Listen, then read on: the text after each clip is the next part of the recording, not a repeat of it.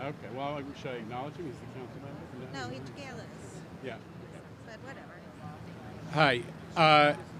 Thank you to everybody for joining us at, is it named Zabar's Corner? It should be. I'm Jano Lieber. I'm the MTA Chair and CEO. I'm here with my Chief Customer Officer, Shanifa Riera, but also surrounded by local electeds and notables, Congressman Jerry Nadler, the ultimate West Sider, Councilmember Gail Brewer, Assemblymember Linda Rosenthal, and our board member, who has represented the West Side on the MTA board for who knows how long, Andrew Albert. So we appreciate it. But we're also here with a lot of Zabar's family members to celebrate the legacy of a West Side legend, Saul Zabar. So Annie Zabar, Aaron Zabar, who are kids of that family, grandchildren aplenty, Saul's brother Eli, a refugee from the East Side, we might add, the legendary Eli Zabar. This is a family business, and we're here to celebrate the impact it's had on this whole neighborhood. Saul was celebrated in some of the obits as the Lord of Locks, but I think that undersells it. He was also the Prince of Pastrami, the Baron of Brie, and the Count of Coffee, and in deference to the diversification, also the King of Cuisinarts. So this was a lot more than just an old-fashioned New York appetizing deli, and it's honored in that. I have known the Zabar family my whole life. We were just reminiscing. One of the reasons I knew Saul was a good guy is that we sat behind him in synagogue, and he never complained about my brother kicking his chair. I mean, this is a proof of his humanity in so many ways. But Zabar's, the institution, was and still is everything to this neighborhood. But before it was an internationally known brand, it was our local deli, and it also functioned as a bank. This is something that you probably don't know. My mother never got to the bank on Fridays. Jerry knew my mother, and I was sent over with a check to cash, and Mr. Klein, the store manager, would curse me a little bit and then cash the check. So there's a special connection. But it became an institution, but unlike so many institutions, welcome to our soon-to-be borough president, Brad Hoylman Siegel. But unlike so many other institutions, Zabar's was always about people. It was about Saul and Stanley and Mr. Klein, Murray Klein, and also employees like Scott and Steve Hart. Scott, where's Scott? Scott, who was the manager for those of us who knew this. And the shop, it was different. It's as if you knew the Walton family from Walmart, because it was even as it was an institution, it was such a family business. And that human touch is what inspired loyalty from West Siders to this day. And also, the power of Zabar's was proven by the fact that every politician would come and petition outside. We're all acknowledging that, right, Jerry? So, joking aside, the Upper West Side's not going to be the same without Saul, but the legacy, not just for Zabar's, but really set in motion some of the positive changes that happened on the West Side, the help to create a thriving retail environment. He never put H&H out of business. At this corner, they did that themselves. But we had Shakespeare and Company, and we had the Town Shop, and we had so many institutions because Zabar's was the anchor that brought people to this area. And for those of us who bring the transit to this area, Zabar's was a godsend because we made a lot of money on the 104 bus and on the number 1 train we wouldn't have made because everybody all over the world wanted to come to Zabar's. It was a destination for folks coming to here. So in honor of Saul and to honor the special institution and the special family and the contributions of the community, we're going to be hanging a poster in his memory in the 79th Street station where thousands of New Yorkers, where West Siders can be reminded every day of his impact. So to his family and to everybody who cherishes this very special institution, we say May his memory be a blessing, and we thank you all for sharing him with us all these years and giving so much to the West Side and to New York. So thank you. And with that, I'm delighted to introduce my friend, the one and only Congressman from the 12th District of New York, Jerry Nadler.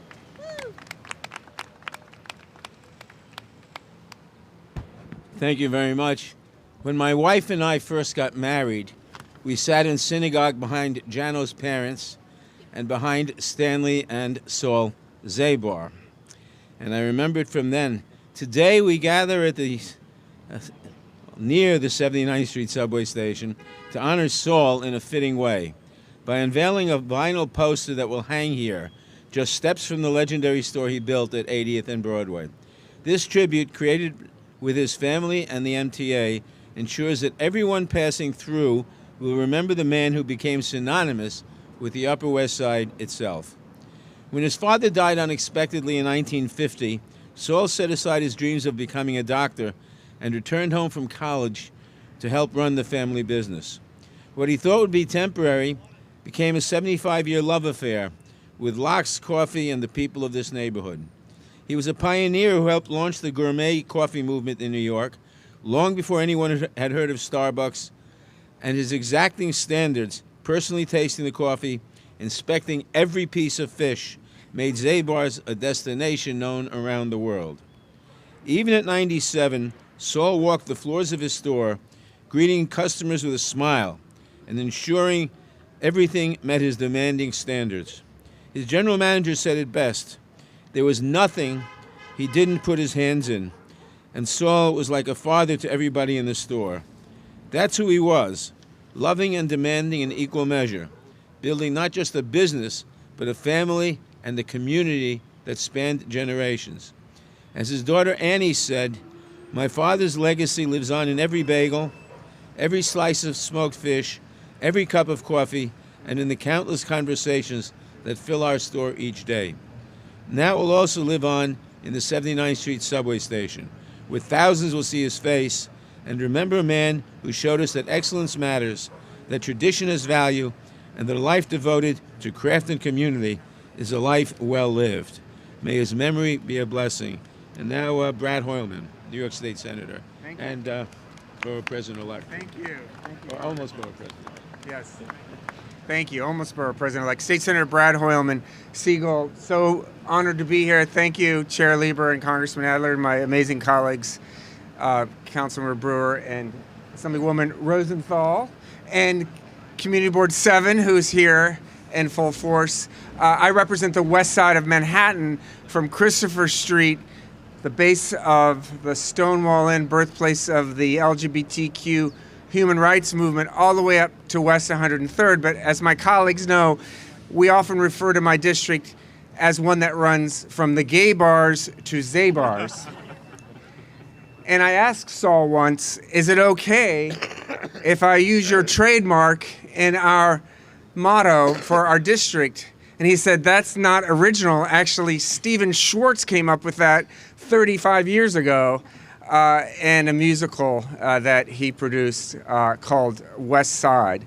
But more to the point of Chair Lieber's suggestion, that a lot of us elected officials wouldn't be standing here today if it wasn't for Zabar's and the customers of Zabar's who got us on the ballot as we stood for hours collecting signatures in front of that amazing establishment. And it is part of the West Side family, something I'm so proud to have represented, and something that I know will continue long into the future, thanks to the leadership of Saul and the legacy that Saul has left behind in the new generation of Zabar's that continue forward. So congratulations, may Saul's memory be a blessing, and may the West Side always get their bagels and lox at Zabar's. Thank you. Hi everyone, I'm Assemblymember Linda Rosenthal. I represent the Upper West Side, parts of Hell's Kitchen in the Assembly, and more importantly, I represent Zabar's. I grew up on the Upper West Side on 93rd Street, and so every so often, we didn't have a lot of money, but when we did have enough, we'd go to Zabar's. And my mother would come home with these coveted purchases of lox and cheese and coffee. But Zabar's then was a very small store. It has grown tremendously. It's now more than one floor. But to me, it was just, as Jano said, my neighborhood appetizing location. And I must say in Albany, I'm very popular among a certain set, because when I tell them I come from the Upper West Side, they're like, oh, next time you're at Zabar's, can you pick me up? And it's usually coffee and lox and maybe some Russian coffee cake. So to me, this is like a loss to our West Side family, but I know his family feels it so much deeper. But you should know that he lives in our souls. He is the West Side personified. And I remember over the past year, I would see him inspecting the merchandise, and it felt good to see him still so deeply involved in the store that he built. And so next time I go to Albany, maybe I'll bring some of the wares so everyone can enjoy them, much as Jerry did in Washington. One last item, in the article in the New York Times, there were all these comments. And one frequent one was, I'm sure the Shiva will be well, will have a great spread. And that's, of course, because everything in there is delicious and comes with tradition. So may his memory be a blessing, and I know all of us will cherish his work and his legacy. Thank you. Hello, I'm Gail Brewer, City Council member and former borough president, and I'm here to sort of mimic what Rabbi Joy Levitt said when she opened the wonderful eulogy that she gave at the memorial service. And what she said was, one of the things she said was, which was evident, so evident at Riverside, which was when she and Saul Zabar would walk down Broadway, her to JCC, he to Zabar's. He told her two things. One, he had been very generous to JCC, thanks to his wife and to him. Spend the money wisely. But the second thing he said, which was evident, was treat your staff at JCC well. And when I've been to Riverside, to the funeral parlor, as many have hundreds of times. I've never seen so many employees of an institution also participating in the funeral service. And I have to say, that is a legacy that nobody else can take credit for. And obviously I heard that the hearse came by Zabar's, Scott told me, and there were hundreds of employees who came out from Zabar's to wish and bless Saul Zabar. So that's a legacy that I think he can be proud of. The family is similar. The whole entire Zabar family has that same breadth of love and admiration for their employees. But Saul set the table for all the rest of us. And the second thing I want to say is that this institution has, yes, it is known internationally, and it'll be wonderful to have this breadth of portrait, so to speak, in the subway. And I think that's a comment that New Yorkers, we love our subway. We hope the 79th Street subway continues to run the number one on a very fast pace. Maybe Saul will help us with his portrait there. And we will continue to take petitions in front of Zabar's, but we will think of Saul as the creator of the great food, and also as somebody, even into his later age, participating every single day in working at Zabar. What a history. May he rest in peace. And thank you for showing us the way about how to work with other people. Thank you. Andy, you want to? Hi, Rachel. Jana. Hi, I'm Annie Zabar, one of Saul's children. I'm here with my sister Rachel and my brother Aaron. Thank you all so much for being here today during what has been a very difficult time.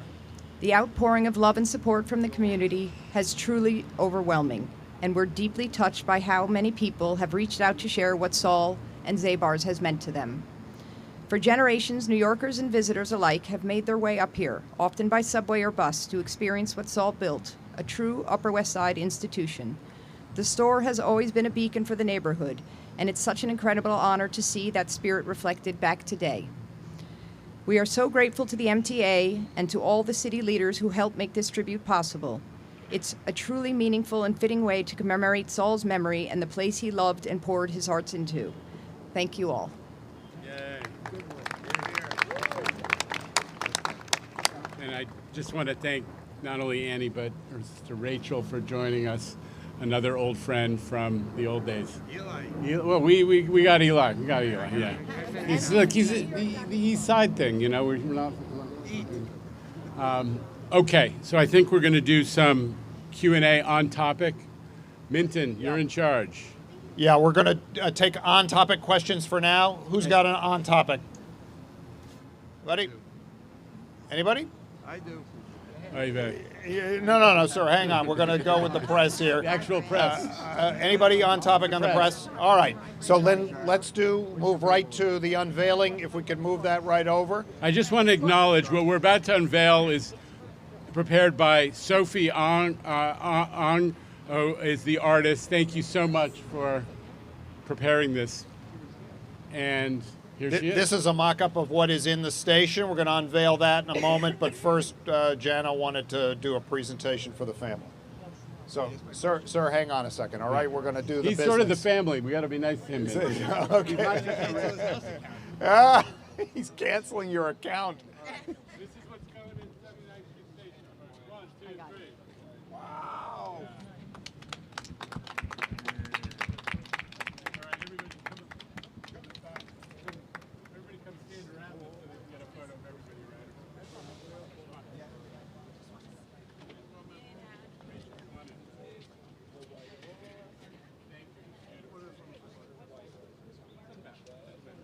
Got the Zabar's regalia on.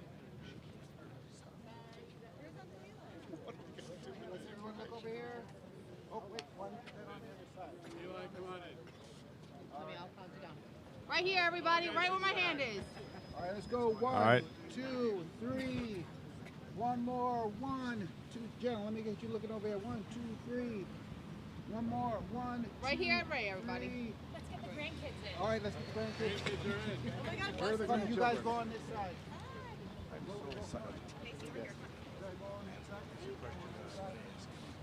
Okay. Sorry, Aaron, come on in. All guys in the back, Aaron. Here we go. Tiptoe. Let's look over here. Come on in. Yeah. All right, stop. All right. All right, let's look over here. Everybody, you go 1, 2, 3. One more. 1, 2, 3. All right, one more. 1, 2, 3. Okay, very good. Very good. All right, thanks. So here's what we're going to do, folks. We're going to have an opportunity for, in a moment, for a couple of off-topic questions. All right, some of you may have those. Then we're going to walk down the block, and anybody who wants to leave can leave for that. Then we're going to walk down the block, and there will be a formal unveiling in the station of the actual signs that are in the station. Okay, so off-topic, then unveiling downstairs.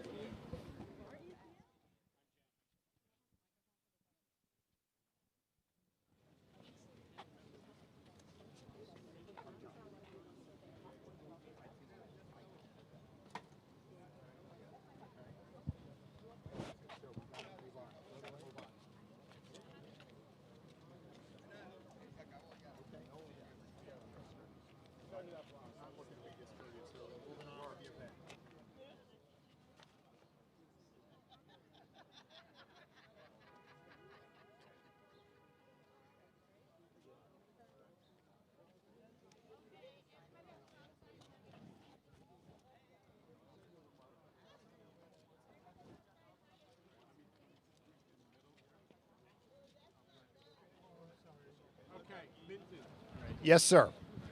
All right.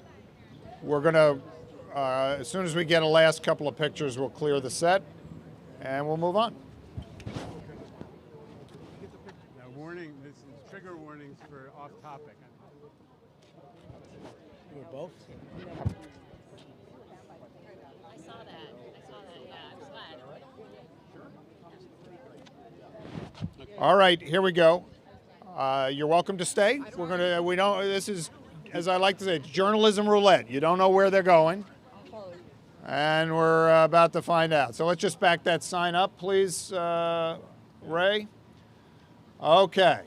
Off-topic questions. Let's start with Michael Aronson from your New York Daily News right there. We'll get your microphone. Michael. Jano, a few days ago, Mark Molinaro, the FTA administrator, published the PMOC reports for the Gateway Tunnel and 2nd Avenue subway in the name of full transparency. Do you support that, and do you support releasing all of these PMOC reports for these giant projects, whether it's 2nd Avenue or anything else that the MTA is working on, these monthly reports? Michael, just as first of all acknowledge that you're the one who prompted them to do that, because you've been pushing on that front for some time. But bigger to the question, we don't have any problem. The MTA is the most transparent government agency, at least in the New York area. We have like literally billions of lines of data of every conceivable subject. The Reinvent Albany said we're the model of transparency, so we have no problem with any version of transparency. We would like it if our staff's response to these consultant reports that you're talking about were also made public, and we'll probably have to deal with that at some point. All right, let's go to Alfonso Castillo right there, who has come all the way from the middle of Long Island representing Newsday to see Saul Zabar remembered. It's That's almost Queens. Yes, He's the sage of Valley Stream. It's almost That's Queens. right, yes. Congratulations to the Zabar family. Lovely ceremony. Jano, yesterday I asked you about the Presidential Emergency Board. I understand your reluctance to discuss ongoing... Emergency Board for the Long Island Railroad. Yes. I understand your reluctance to discuss ongoing negotiations, but could you share anything about how your experience there went? I understand you visited, and now at the end of it, I think today is the last day, how you're feeling about things going forward.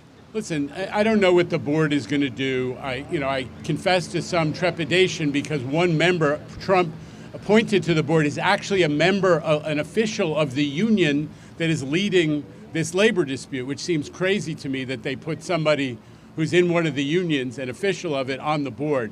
So I have some concern about that. We have to let them do their work and produce their report.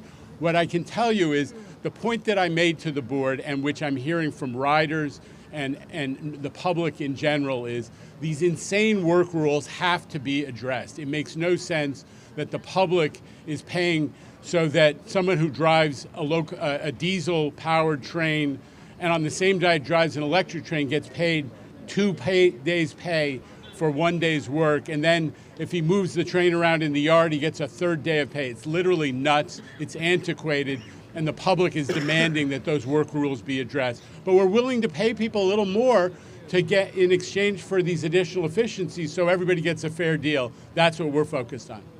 Right, and if you read the Newsday editorial on that subject, it pretty much tracks what the MTA was saying. Let's go to Mike Ganaud right there from WABC Eyewitness News. Hey, what preparations is the MTA making for the storm this Sunday? See, we were, first of all, we're tracking the storm really closely. The principal risk, as the weather professionals have identified, is wind as opposed to the volume of rain. And so we have all our preparations. We put all the equipment, we pre-position the equipment, we make sure that we have the people to do the work, the preparations overnight to tie everything down, to make sure that anything's at risk is prepared. And we do all the customer service messaging as well. So the MTA preparations for wind as well as rain are well underway. And we're also going to make sure that our customers are aware of the impacts to service. The good news is it's going to be Columbus Day, maybe a little lighter impact on regular folks' commutes because of the day off. Jose Martinez right there from the city. West Side's own Jose Martinez. Hello, everyone. Jano, could you speak a little bit, please, and I know we're a ways off from this in terms of approval for the casino licenses, but how the Transit Authority, or the MTA rather, could stand to benefit, be it in terms of service improvements, station improvements, maybe even renamings of stations. So, Jose, the casino licenses, what Governor Hochul did when she addressed the MTA financial problems coming out of COVID, and she did it in 2023. She didn't wait. The rest of American transit is in crisis. Philadelphia's cutting service by 40%. Chicago's in crisis. NJT raised prices by over 20%. The governor of the state of New York and the legislature addressed the MTA financial crisis coming out of COVID in 2023. One element of that was that we get a benefit of the casino licensing fees. We don't get long-term revenue, we get the initial casino license, a portion of the casino license payment, and that is going to make sure that we can continue what we're doing, which is running a heck of a lot more service than we used to. And we just this month, in September, we had 85% on-time performance, which is just a hair below the record. So more service, better service, no layoffs. That's what we accomplished thanks to Governor Hochul, and that's what we're going to use that casino licensing money for when it lands. All right, we're going to close out this portion of the proceedings with Samantha Liebman. She is just over there from New York 1. Sam. Thank you. I just want to, we had these 2 young girls die from subway surfing last year. I know the MTA is doing all it can. I just wanted to know what the status was of some physical changes to the trains. I know you were testing something out to prevent kids from climbing up there. What else is being done besides the PSAs? Well, first of all, I mean, anyone who's ridden the subway in the last year knows that we are pushing the message very hard that this is a suicidal thing. And there's nothing more heartbreaking than we saw a couple days ago. Teenage girls who are, they're not bad. These are not bad kids. They're just taking risks that are suicidal. And we're trying to get everybody who impacts on kids in these early teenage years, because it tends to be 12 to 15-year-olds, to intervene. It's educators and parents and clergy and everybody. And we're attacking the social media problem. Last month, because the MTA has been leaning on them so hard, there are only 6 subway surfing videos that were able to be seen on TikTok. Everything else got taken down promptly. So we've made progress on this. But in addition to that, we have looked at a lot of different ways that we could hopefully physically intervene. So far, we haven't figured out a way that you can block the top of the train without, impacting on our ability to maintain the train and to make sure it runs properly. But there's one thing that is being tested. I'm not going to go into details on the number 7 line, and we'll see how it goes. If it works, we're going to put it into effect as quickly as possible. Is it those rubber things in between the top of the train? Something like that, yeah. All right, thanks everybody. Really appreciate your being here. For the dozens of newsrooms that are watching on the feed, we are now going to go downstairs and have a formal unveiling of the signs in the station. You will get that later with the press release. That will not be part of this live stream. You'll get it with the press release later. Before we wrap up, I've got my old friend who happens to be the leader of the resistance in many ways in Washington here. I just want to thank Jerry Nadler and all of the electeds for stepping up for the MTA in Washington. This most recent episode is particularly egregious. The idea of taking anti-terrorism money away from New York is nuts. And someone said this is MAGA's way of defunding the police. Seems particularly bizarre. The governor spoke out on it very forcefully yesterday, and thank you to Jerry for representing us on this issue. Anything you'd like to say on that, Jerry? Well, thank you, Jano. I'd just like to add that the administration is threatening to cut off all funds for the 2nd Avenue subway extension and the Gateway Tunnel, $18 billion. Now, 150,000 commuters a day use the Gateway tunnels. If one of them were to go down, it would cause economic catastrophe on both sides of the river and spreading out to half the country. So this is, I don't think they have the power to do it. I mean, this is money appropriated by Congress. They don't seem to take any notice of that. We may end up in court, but we are in court, but this is a terrible thing, to put it mildly. All right, thanks everybody. Really appreciate it. We are going to do a photo op here with the employees of Zabar's. Hey, Tim, thanks before everybody. we wrap up, we're going to hear from Eli Zabar about my goodness. late breaking news. Okay. Hi. I just the podium, sir, so we can see you better with the cameras. I'm next to Jerry Adler. Eli Zabar, everybody. Excuse me. I just wanted to talk about one thing above ground that Saul Zabar was really passionate about, other than locks, other than bagels, and other than coffee, and that is the trucks, these Amazon trucks and all of these trucks on the city streets that are unloading and blocking all the traffic. And Saul would just harass me about this over and over again. So I just wanted to bring that up. That's a great point. I will tell you that it's a matter of life and death, because according to the fire department, the traffic, the double parking from these trucks has resulted in EMS ambulances not being able to get to their location on time. So please, in Saul's spirit, let's take it for real. I'll deal with it. It's a passionate subject. It's a city DOT issue. Let me tell you, what it also hits, it hits bus service really hard. And West Siders who take the 104 and the 7 and the 5 know all about it. So good point. Thank you for making it. All right, onward to the Thanks to the everybody on the live stream. We're going to end it, but here we're going to get a picture with all the employees and the family and the poster. All right, everybody. Thank you.